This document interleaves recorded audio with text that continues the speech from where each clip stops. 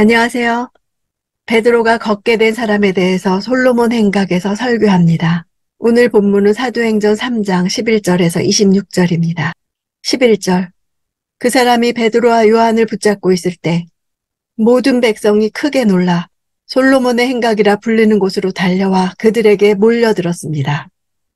솔로몬의 행각은 하나의 단일 건물이라기보다는 성전 동편 벽을 따라 있는 성전의 우회로 구실을 했습니다. 지붕은 삼나무로 만들어졌고 대리석으로 된 두 줄의 기둥만 있고 벽은 없는 복도 형태였습니다. 솔로몬 왕이 성전 동편에 대리석으로 지은 조그만 건물이 이 행각의 시작이었습니다.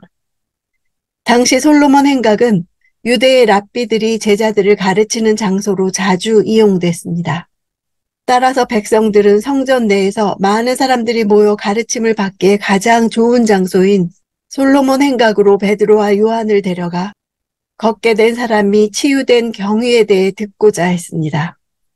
예수께서도 솔로몬 행각에서 복음을 가르치셨으므로 이곳은 베드로와 요한에게 익숙한 장소였을 것입니다. 이제 이곳에서 베드로의 설교가 행해지고 이를 기점으로 이곳은 앞으로 초대교회의 집회가 자주 열리게 되는 복음 전파의 장소가 됩니다. 12절. 베드로가 이것을 보고 백성에게 말했습니다. 이스라엘 사람들이여, 왜 이 일을 이상하게 생각합니까? 또 우리 자신의 능력과 경건으로 이 사람을 걷게 한 것처럼 왜 우리를 주목합니까? 베드로는 두 가지 사실을 밝히며 유대인들의 허를 찌릅니다. 이 일이 이상한 일이 아니라는 것이고 자신의 능력으로 일어난 일이 아니라는 것입니다. 너무나 분명한 일을 부정하는 것으로 설교를 시작하는 것은 청중들로 귀를 기울이게 하는 극적 효과를 내고 있습니다. 유대인들은 표적을 보고 놀라지만 예수의 제자들은 표적과 연관된 말씀을 통해 균형이 잘 잡힌 교회의 모습을 보여줍니다. 13절. 아브라함과 이삭과 야곱의 하나님, 곧 우리 조상의 하나님께서 그분의 종 예수를 영화롭게 하셨습니다. 그러나 여러분은 일찍이 그를 넘겨주었고 빌라도가 놓아주기로 판결했음에도 당신들은 빌라도 앞에서 그것을 부인했습니다. 하나님께서 예수를 영화롭게 하셨다는 것은 청중들의 입장에서 예상치 못한 논리 전개입니다. 앞에서 말한 두 가지 사실에 대한 설명이 이어지는 것이 자연스러운 일인데 이 같은 파격적 논리는 이 이적의 주체인 예수 그리스도께 집중하게 합니다. 또한 아브라함과 이삭과 야곱의 하나님이란 긴 호칭을 사용한 것은 자신들의 조상들의 하나님이신 바로 그 하나님이 예수를 영화롭게 하셨음을 말함으로써 예수의 역사적 정통성을 부각시키기 위해서였습니다.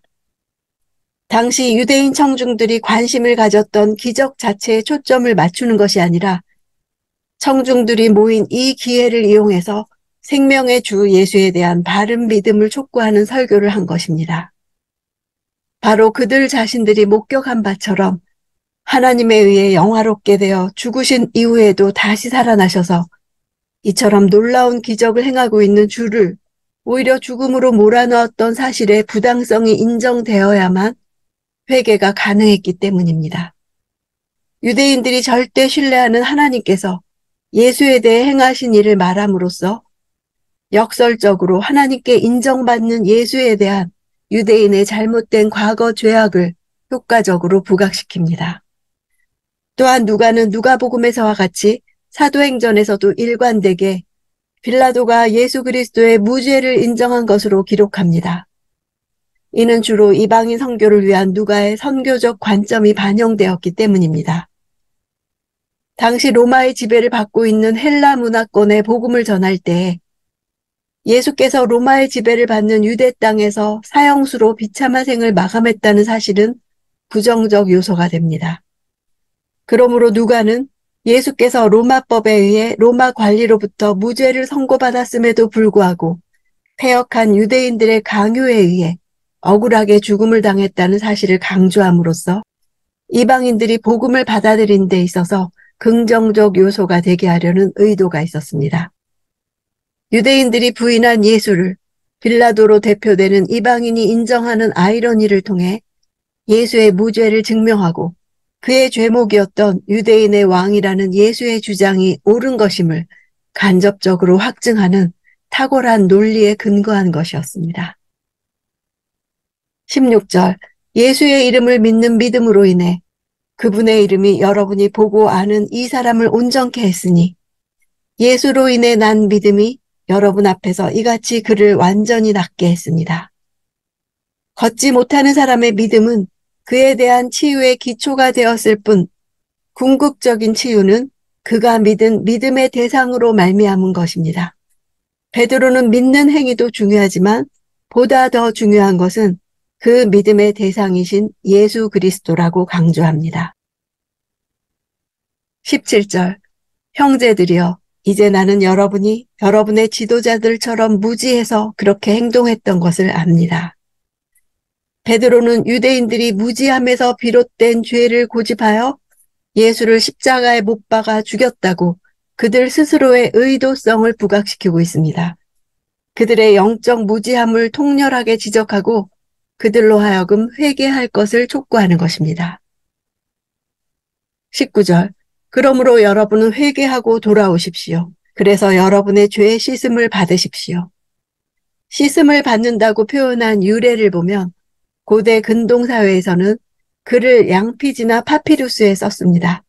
그런데 당시의 잉크는 오늘날처럼 산이 섞이지 않은 잉크였기에 파피루스를 부식시키지 않고 단지 표면에 칠해져 있었기 때문에 한번 쓰여진 글이라도 고치고 싶으면 물 묻은 스펀지로 한번 닦으면 말끔히 지워졌습니다. 그런 것처럼 어떤 죄를 지었든 간에 심지어 하나님께서 보내신 메시아를 죽인 죄를 지었을지라도 하나님께서 회개한 사람의 죄를 용서하실 때 그분은 그것이 기록되어 있는 명부를 깨끗이 씻어버린다는 것입니다. 20절, 그러면 주 앞에서 새로워지는 때가 올 것이요. 주께서 여러분을 위해 미리 정하신 그리스도 예수를 다시 보내실 것입니다. 새로워진다는 단어는 죄사함과 한쌍을 이루는 적극적인 개념입니다. 하나님께서 우리 죄를 씻어주실 때 우리의 영은 새로워지고 안식을 얻으며 회복될 것이라는 약속입니다. 23절, 누구든지 그 예언자의 말을 듣지 아니하는 사람은 백성 가운데서 멸망당할 것이다 라고 했습니다. 멸망당한다 하는 단어는 완전히 잘려나간다 이런 뜻입니다. 유대인들에게 있어서 가장 두려운 것은 유대인의 신앙 공동체로부터 축출당하는 일이었습니다. 신앙 공동체로부터 추방당하는 일은 하나님께로부터 영원한 분리를 뜻해서 영원한 죽음을 의미하기 때문이었습니다. 사도행전은 논리적인 진행이 아니라 하나의 역사의 진행입니다. 성령 강림은 요엘 2장에 나온 예언의 성취였습니다. 그 예언은 말세에 관한 것이었습니다. 성령의 강림은 이 세상 역사가 그의 강림으로 말미암아 끝에 다가와 있다는 증거였습니다. 이 세상은 시작과 끝이 있고 그 시작과 끝을 쥐고 있는 주권자가 있습니다. 하나님이 이 세상을 시작하셨고 이 세상의 끝을 당신의 계획과 뜻 가운데 작정하고 계시고 그 끝을 향한 마지막 증거가 성령 임재입니다. 이 세상뿐 아니라 나의 인생을 시작하신 분도 하나님이시고 하나님의 목적과 뜻과 계획을 완성하실 분도 하나님이십니다. 걷지 못하는 자를 일으키신 사건은 회복입니다. 기대도 하지 않고 바라지도 않은 일에 예수 그리스도의 이름으로 일어나 걸으라 회복시키시고 구원하셨습니다.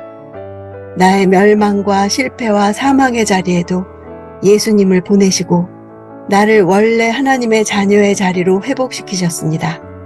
그 정체성을 가지고 있는지 보라는 것입니다. 그것이 회개입니다.